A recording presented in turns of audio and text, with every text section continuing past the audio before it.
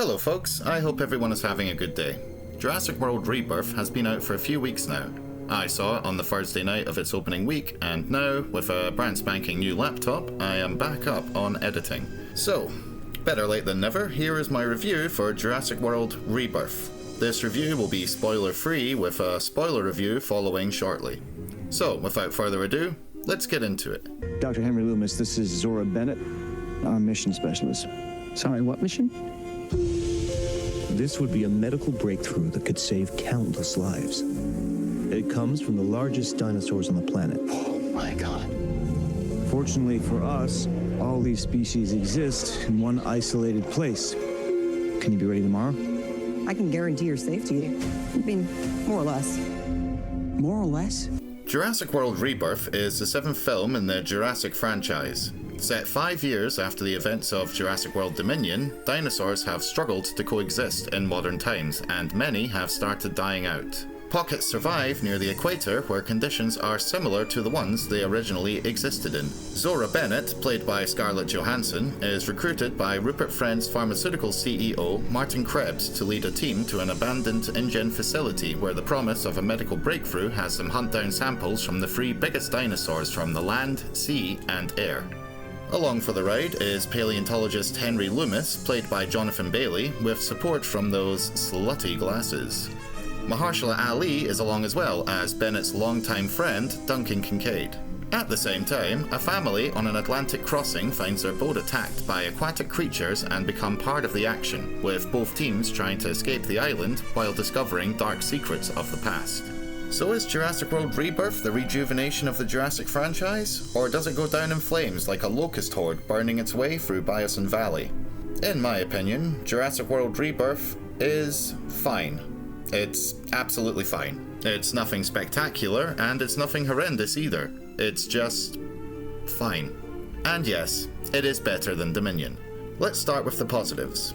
Gareth Edwards' direction is top-notch. He's a director who really knows how to do a sense of scale, and this film is him at his best. The cinematography is beautiful too, and the locations bring the sense of adventure that the franchise has been missing recently, streamlining the action back to a tropical island and jungle locations.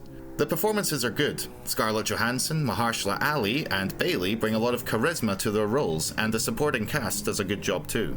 The characters of the family work well. They toe the line between being a civilian family in danger among the mercenaries and manage to avoid falling into the trope of just being annoying. The dinosaur sequences are all good. Whenever they're on screen, they look great, and the film shows you why it exists. The Mosasaurus sequence and the raft chase are some of the best sequences in the film, if not the franchise as a whole.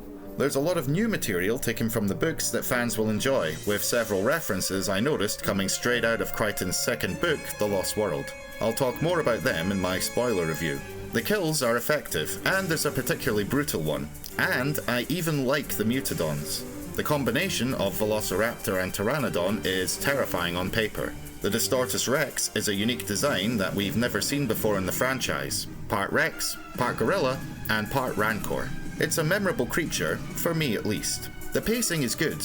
Once the film starts the action proper, the momentum picks up and flows well. I definitely wasn't bored. Ourselves in a place where we don't belong. Survival is a long shot. That's kind of our specialty. She's scared. She's scared of. Now, let's look at some of the areas where the film could have been better.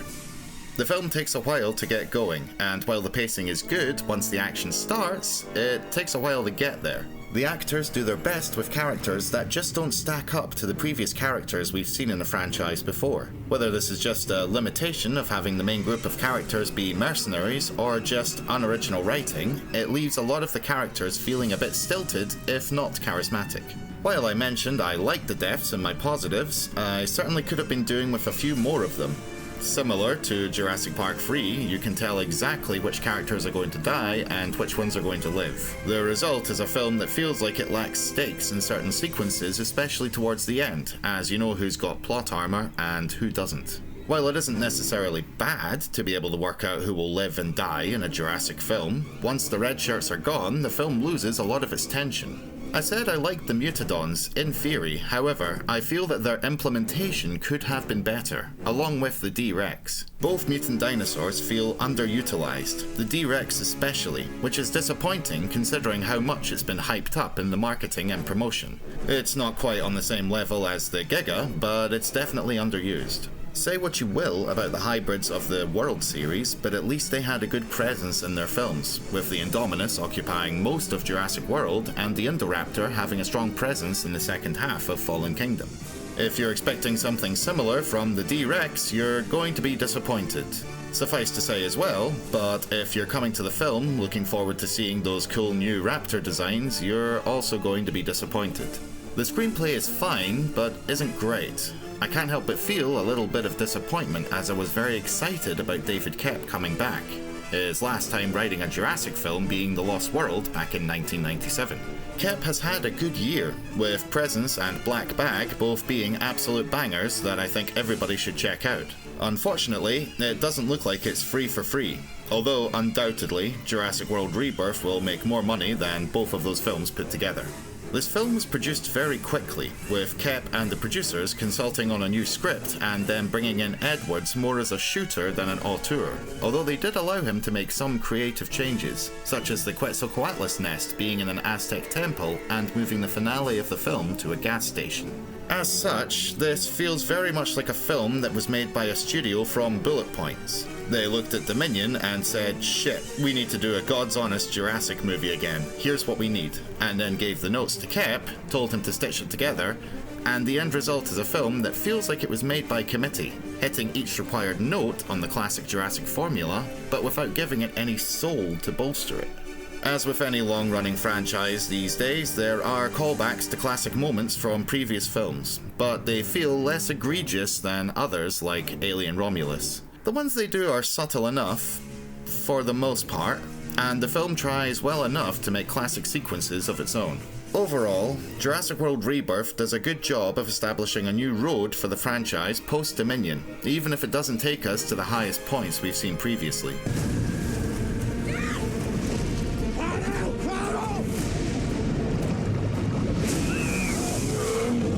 Jurassic World Rebirth gets 3 stars out of 5. It's fine, it's just absolutely fine. Remember, a 3 out of 5 isn't a bad score. A 3 is basically the pass mark to me for a film being good. The film has already taken $500 million at the box office and still seems to be climbing, so I'm sure we'll get more Jurassics in time. Whether Rebirth will reach the billion that the rest of the Jurassic World films managed to remains to be seen, but I wish it all the luck.